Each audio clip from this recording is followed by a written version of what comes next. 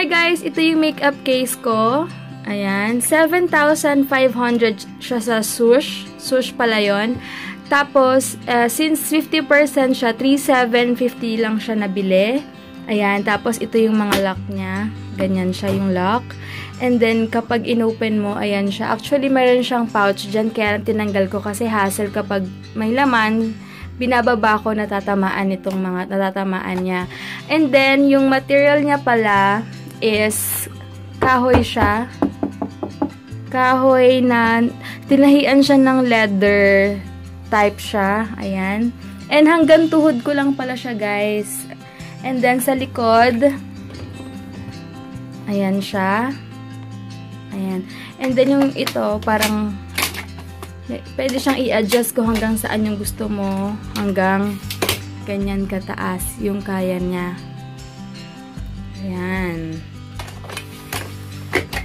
And then, ang cute niya kasi meron siyang dito, ito, sa pangalawang drawer ko. Wait lang, nakalock pala tong isa.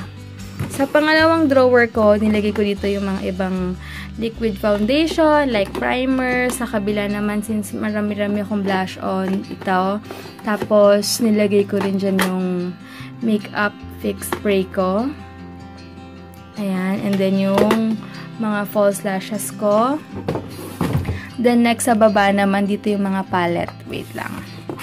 And yung mga brushes. Ayan. Ito. Ito yung nilagay ko dito. So, ginamit ko na lang siya para sa mga sponge, ibang brushes. Ililinisin ko pala ibang brushes ko. And then, ito yung mga pang-contour. Tapos, ayan yung mga eyeshadow palette. Ayan, puro eyeshadow yan. So, ayan lang guys. And kung gusto nyo, sa Swoosh Alabang, 50% pa siya. Meron siyang brown.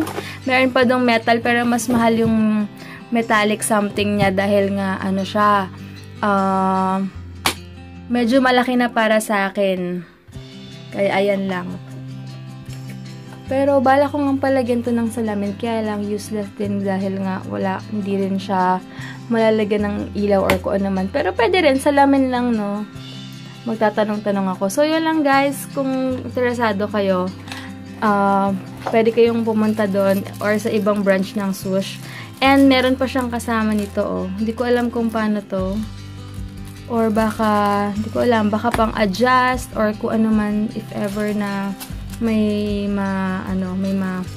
lumuwag, pwede siguro ito yung ipang ano mo.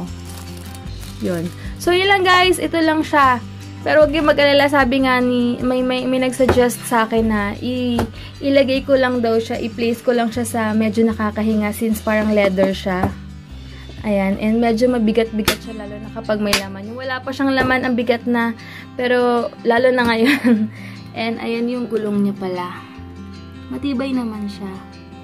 Ayan guys, oh.